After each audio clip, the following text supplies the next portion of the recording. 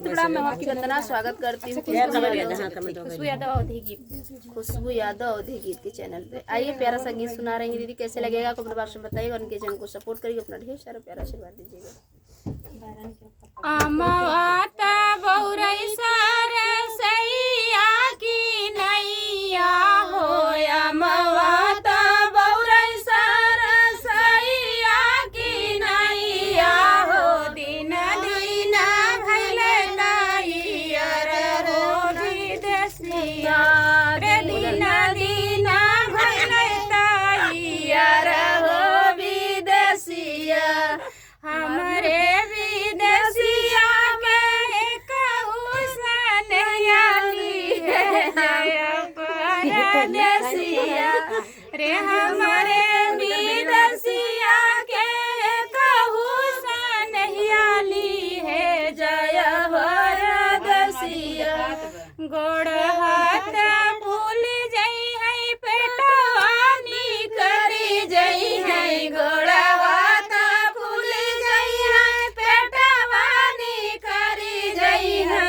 हंसै लगी है गाँवा के लोग परदेसिया रे, हंसै लगी है गाँवा के लोग परदेसिया। तोहरे विदेशिया के चिन्ह ले ना जन ले हो, तोहरे विदेशिया के चिन्ह ले ना जन ले हो।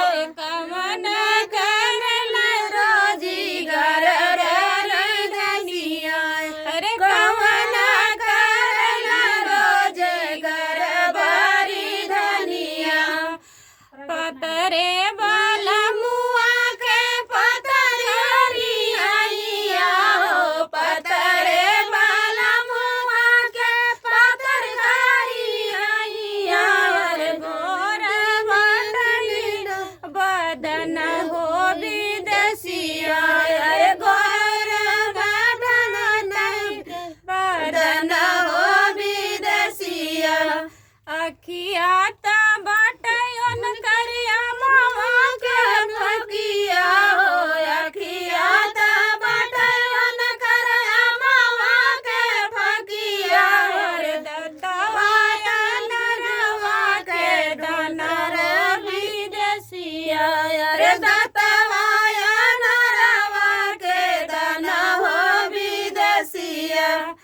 नकिया त बाटन करी सुगना के टोरावा हो, नकिया त बाटन कर सुगना के टोरावा रे। ओठवा गुलाबवा के फूल रे विदेशिया रे, ओठवा गुलाबवा के फूल रे विदेशिया।